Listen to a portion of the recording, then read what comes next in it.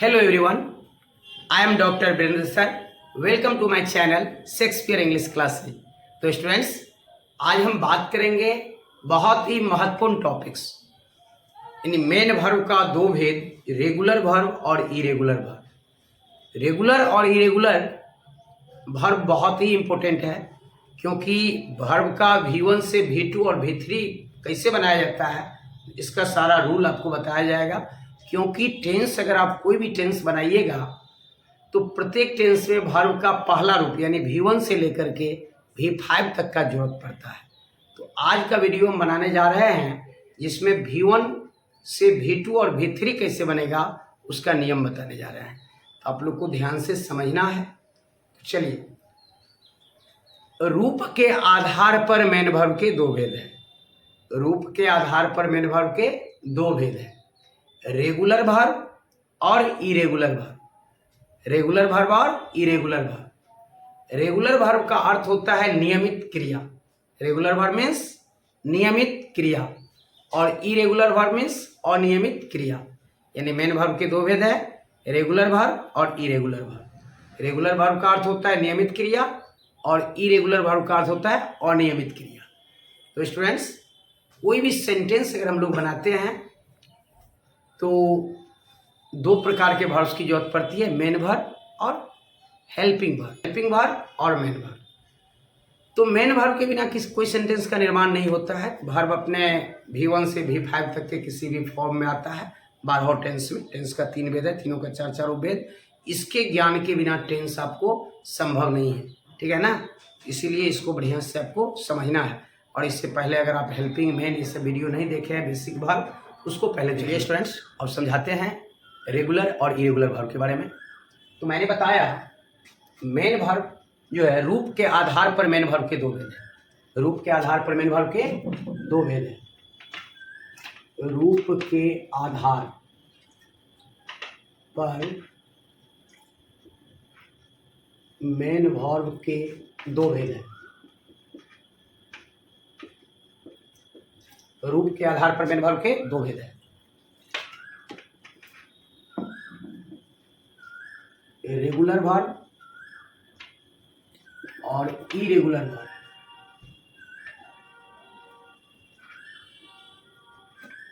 Regular verb का अर्थ होता है नियमित क्रिया।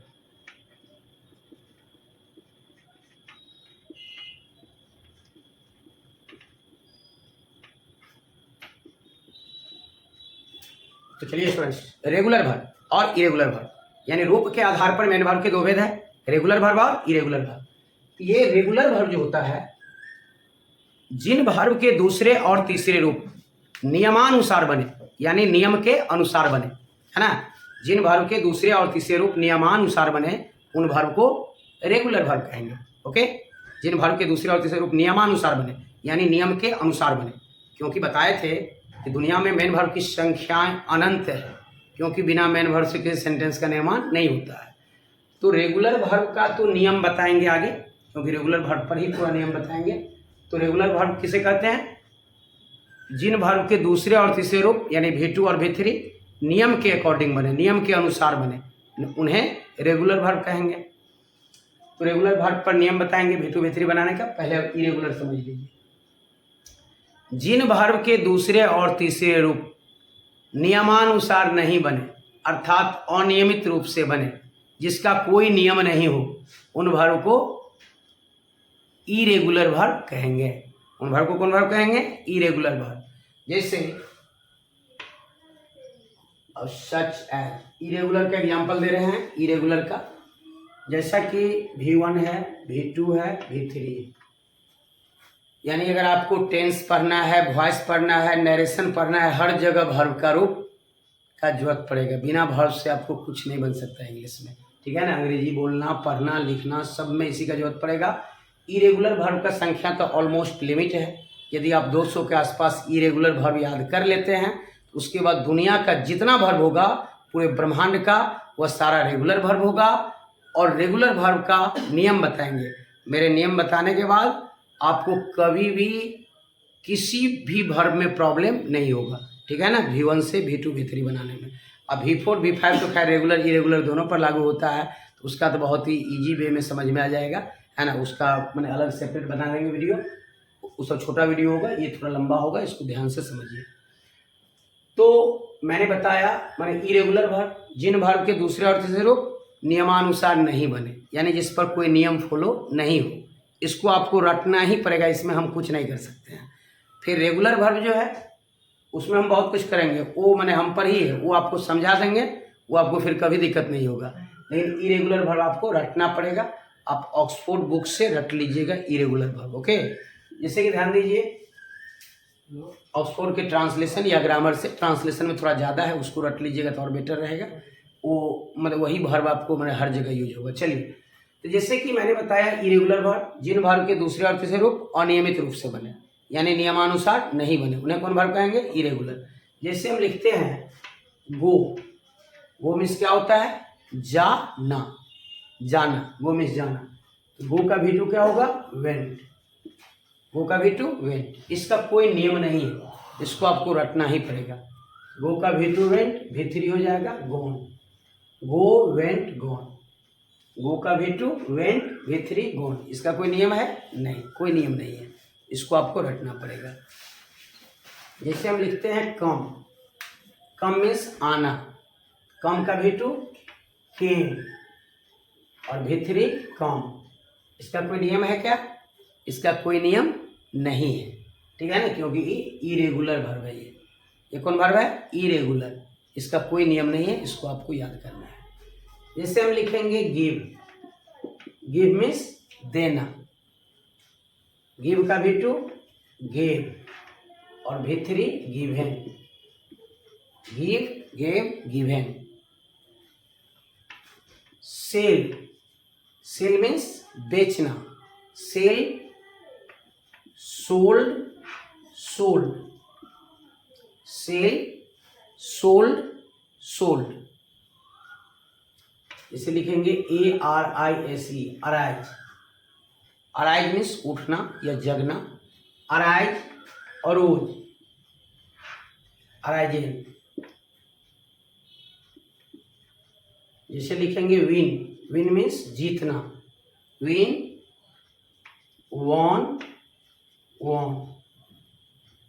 इसे लिखेंगे स्लिप, SLEEP, स्लिप मीन्स सोना, slip, slept, slept, sleep, slept, slept. ये इरेगुलर वर्ब है, इसमें इसको आपको रटना पड़ेगा, ठीक है ना, इसको रटना पड़ेगा। ये आप बुक से रट लीजिएगा, किसी भी ग्रामर या ट्रांसलेशन के बुक से, है ना। इरेगुलर वर्ब अगर आप रट लेते हैं तो रेगुलर का नियम होता है, रेगुलर आपको जो है हम नियम पर बता रहे हैं, तो वो आपको पूरा ब्रह्मांड का समस्त वर्ब आपके जुबान पर हो जाएगा, ओके। इरेगुलर ऑलमोस्ट 200 अगर आप याद कर लेते हैं तो आपको कहीं भी ना तो टेंस में दिक्कत होगा, ना वॉइस में दिक्कत होगा, ना नरेशन में दिक्कत होगा, और ना ही इंग्लिश में दिक्कत होगा कहीं भी, है ना। बोलना, पढ़ना, लिखना, समझना सब कुछ आ जाएगा। जैसे किसी बुक में अगर 2000 भी वर्ब मिलेगा ना, तो आपको वो 200 वर्ब अगर आप रट लिए हैं तो वो यानी इरेगुलर में, अब बाकी जितना वर्ब होगा सब रेगुलर होगा। तो चलिए अब रेगुलर वर्ब का हम नियम बता रहे हैं आप लोग को। चलिए, इरेगुलर को इसको मिटा दे रहे हैं और ध्यान देना है रेगुलर वर्ब पर। तो मैंने बताया जिन वर्ब के दूसरे और तीसरे रूप नियमानुसार बने, यानी नियम के अनुसार बने, उन वर्ब को कौन वर्ब कहेंगे? Regular verb. रेगुलर वर्ब का नियम है, दुनिया का अधिकांश वर्ब रेगुलर वर्ब ही है, क्योंकि इरेगुलर वर्ब अगर बहुत हो जाता तो इंग्लिश बहुत भारी हो जाता, ठीक है ना। बहुत नहीं है, इरेगुलर वर्ब की संख्या सीमित है ना, इसलिए। और रेगुलर वर्ब का नियम है, तो नियम अगर आपको जानकारी रहे तो जिस वर्ब का आपको हिंदी मीनिंग पता रहे नहीं रहे, सब पर नियम लागू होगा। तो चलिए, यदि किसी रेगुलर वर्ब के अंत में, रूल फर्स्ट बता रहे हैं, बोर्ड पर लिखेंगे नहीं, आप सुनते जाइए। यदि किसी रेगुलर वर्ब के अंत में वाई रहे, क्या रहे? वाई रहे।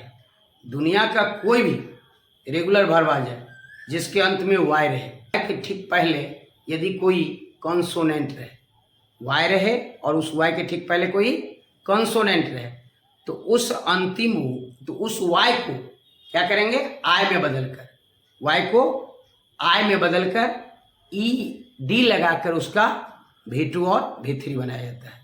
यदि किसी रेगुलर भार्व के अंत में क्या रहे, Y रहे तथा उस Y के ठीक पहले कोई कंसोनेंट रहे, तो उस Y को I में बदलकर ED लगाकर उसका V2 अथवा V3 बनाया जाता है। जैसे लिखेंगे V1, V2, V3, ये आपको रूल फर्स्ट लिख रहे हैं, रूल 1।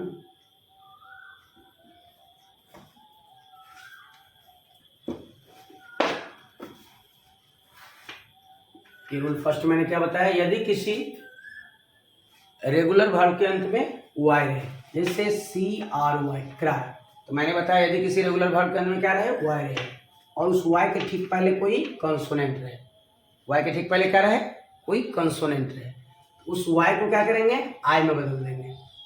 उस Y को I में, देखिए Y की जगह क्या लिखे हैं, I, Y को I में बदलकर ED लगाकर उसका V2 और V3 बनाया जाता है। क्राई, क्राई, V3 भी सेम होगा, CRIED, क्राइड, क्राई में चिल्लाना होता है, क्राई, क्राइड, क्राइड। इसे लिखेंगे कैरी, CARRY, Y है, Y के पहले R आ गया, क्या हो जाएगा, CARRIED, carried, CARRIED, carried, carry, carried, carried, okay. जिससे हम लिखेंगे फ्राई, फ्राई में तलना, कैरी में धोना होता है, फ्राई में तलना, फ्राई, Y है, Y के पहले R क्या है, कंसोनेंट है, फ्राई, फ्राइड, फ्राइड। तो ये हर जगह लागू होगा। अब यहाँ एक प्रश्न मिलेगा, सर फ्लाई, फ्लाई पर लागू नहीं होगा, फ्लाई, फ्लू, फ्लोन, ये इरेगुलर वर्ब है, उसे आपको रटना पड़ेगा। इस रूल में कन्फ्यूजन भी होगा, क्योंकि जब तक आपको इरेगुलर का ज्ञान नहीं होगा, नहीं रटिएगा, तब तक इसमें कन्फ्यूजन रहेगा, ठीक है ना, उसको रट लेना है। अब चलिए, इस पर तो बहुत सारा एग्जाम्पल होगा, क्योंकि रूल ही है, तो दुनिया का सारा वर्ड जितना भी रेगुलर वर्ब होगा जिसके अंत में Y रहे, Y के ठीक पहले कोई कंसोनेंट रहे, तो Y को I बदल कर ED लगाकर उसका V2 और V3 बनाया जाता है। चलिए, रूल 2, यदि किसी रेगुलर वर्ब के अंत में Y रहे, यदि किसी रेगुलर वर्ब के अंत में Y रहे तथा उस Y के ठीक पहले कोई वॉवेल रहे, उस Y के ठीक पहले कोई वॉवेल रहे, तो उसमें केवल ED लगाकर उसका V2 अथवा V3 बनाया जाता है। जैसे प्ले, PLAY, आप देख रहे हैं Y है, क्या है, Y है, और Y के ठीक पहले A क्या है, ये वॉवेल है, ये क्या है, वॉवेल है, क्या करेंगे, PLAYED लग जाएगा, PLAYED, प्ले, ठीक है ना, प्ले मीन्स खेलना। Y है, मैंने बताया यदि किसी रेगुलर वर्ब के अंत में, यानी दुनिया का कोई भी रेगुलर वर्ब आ जाए जिसके अंत में Y रहे और उस Y के ठीक पहले अगर कोई वॉवेल रहे, क्या रहे, वॉवेल, तो उसमें ED लगाकर उसका V2 अथवा V3 बनाया जाता है।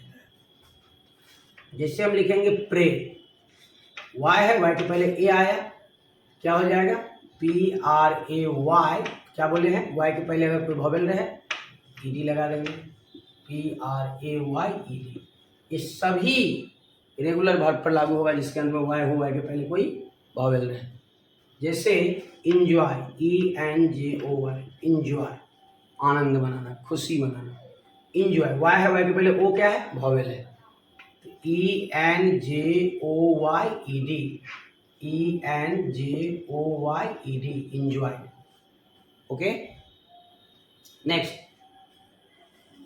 रूल 3, यदि किसी रेगुलर वर्ब के अंत में ई रहे, क्या रहे, ई रहे, यदि किसी रेगुलर वर्ब के अंत में ई रहे तो सिर्फ डी लगाकर उसका V2 अथवा V3 बनाया जाता है। जिससे हम लिखेंगे LIV, लिव, लिव मीन्स रहना, लिव मीन्स रहना, यहाँ ई है, क्या करेंगे, LIVED, LIVED, लिव, यहाँ ई था, मैंने बताया यदि किसी रेगुलर वर्ब के अंत में ई रहे, क्या रहे, ई, क्या करेंगे, सिर्फ डी लगाकर उसका V2 और V3 बनाएंगे। जिससे अगर हम लिखते हैं लॉब, लॉब में भी ई है, क्या होगा, LOVE, VED loved, LOVED loved. अगर हम लिखते हैं लाइक, LIKE, लाइक मीन्स पसंद करना, लाइक, लाइक्ड, लाइक्ड। आपको समझ में आ गया होगा। वाई आती यदि किसी रेगुलर वर्ब के अंत में ई रहे तो सिर्फ डी लगाकर उसका भी इसको मिटाते हैं और आगे रूल पर बात करते हैं। रूल नंबर 4, यदि किसी रेगुलर वर्ब के अंत में ई नहीं रहे, यदि किसी रेगुलर वर्ब के अंत में ई नहीं रहे तो ईडी लगाकर उसका V2 अथवा V3 बनाया जाता है। जैसे V1, V2, V3। जैसे अगर हम लिखते हैं लुक, LOOK लुक, यहाँ आप देख रहे हैं लुक लिखे हैं, तो लुक जो है लास्ट में यहाँ के है तो इसमें ई नहीं लगा हुआ है, क्या लगाएंगे? यदि किसी V1 के अंत में ई नहीं रहे तो ईडी लगाकर उसका V2 अथवा V3 बनाया जाता है। Look, looked, looked. इससे अगर हम लिखेंगे जंप, JUMP, जंप मीन्स कूदना, लुक मीन्स तो पता ही होगा देखना, जंप मीन्स कूदना, है ना। तो जंप, जंप, यहाँ भी ई नहीं है, जंप क्या लगा है? ईडी लगा है। यदि किसी V1 के अंदर ई नहीं रहे ईडी लगाकर उसका V2 और V3 बनाएंगे। Jump, jump, jump. मैंने बताया यदि किसी V1 के अंत में ई नहीं रहे क्या करेंगे? ईडी लगाएंगे, है ना। तो लुक है इसमें क्या जुड़े हैं? ED. Looked, looked. Jump, jump, jump. Clear है? ईडी लगा इसमें। अब एक बहुत ही महत्वपूर्ण रूल बताने जा रहे हैं जिसमें प्रायः स्टूडेंट को कलम रुकता है लेटर लिखने में, एस्से लिखने में या कोई सेंटेंस बनाने में, जो सबसे ज़्यादा कन्फ्यूजन होता है। ये रूल अब बताने जा रहे हैं, ये बहुत ही इंपॉर्टेंट है, ये स्पेलिंग करेक्शन के लिए बहुत जरूरत है ना, और टेंस में भी हर जगह यूज होने वाला बहुत ही महत्वपूर्ण। चलिए इसको जरा ध्यान से समझिएगा।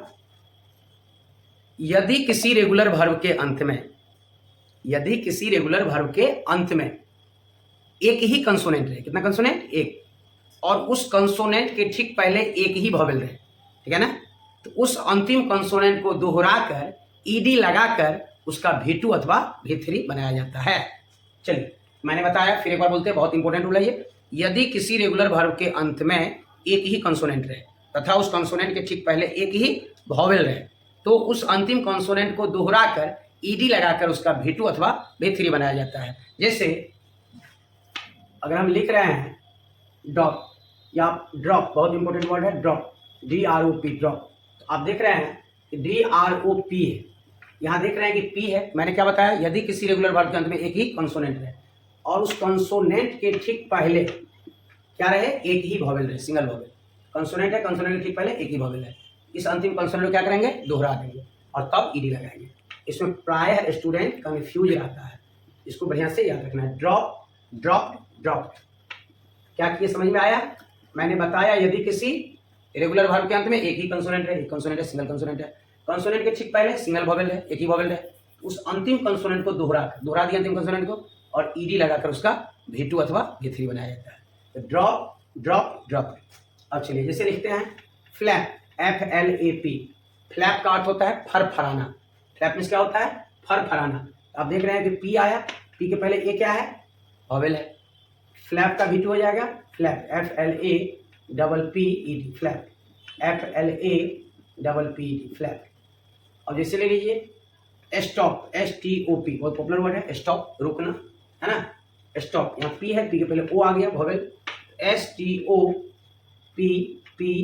स्टॉप, STOPPED, यहाँ P डबल हुआ ना। मैंने बताया यदि किसी रेगुलर वर्ब के अंत में एक ही कंसोनेंट है और कंसोनेंट के ठीक पहले एक ही वॉवेल है, अंतिम कंसोनेंट को दोहराए हैं और ईडी लगा दिए, ठीक है। ये रूल बहुत ज़्यादा स्टूडेंट कंफ्यूज करता है इस रूल में। चलिए QUARREL, क्वारल, क्वारल है, क्वारल में अब क्या देख रहे हैं? L है लास्ट में, L क्या है? कंसोनेंट है, और L के पहले E क्या है? वॉवेल है। क्या करेंगे? QUARRELLED, quarrel, QUARRELLED, quarrel, okay. PAT, PAT, PAT, PAT का अर्थ होता है थपाना, पैट। पैट में भी क्या है? यहाँ T है, तो T कंसोनेंट है, T के पहले A क्या है? वॉवेल है। क्या करेंगे? PATTED, पैटेड, PATTED। तो ये रूल आपको समझ में आया, मैंने आ गया होगा। यदि मैंने बताया यदि किसी रेगुलर वर्ब के अंत में एक ही कंसोनेंट है, कंसोनेंट के ठीक पहले एक ही वॉवेल है, तो तो अंतिम कॉन्सोनेंट को क्या करेंगे, दोहरा देंगे और ईडी लगा देंगे। सब में देख रहे हैं कि दोहरा दिए हैं, ईडी लगा है, दोहरा है, यहाँ भी डबल किए हैं, यहाँ भी डबल किए हैं, ईडी लगा है। तो स्टूडेंट्स, यदि आपको ये वीडियो पसंद आए तो वीडियो को लाइक कीजिएगा, चैनल को सब्सक्राइब कीजिएगा और वीडियो को शेयर करना नहीं भूलिएगा, क्योंकि ये वीडियो बहुत ही इम्पोर्टेंट है। इसमें जो आपको थॉट दिए हैं ये बहुत ही यूनिक थॉट है। इससे आपको अंग्रेजी बोलना, पढ़ना, लिखना, समझना एवरीथिंग क्लियर होगा। तो आप शेयर जरूर कीजिएगा ताकि अधिक से अधिक स्टूडेंट को इसका लाभ मिल सके, है ना। Thank you so much all of you.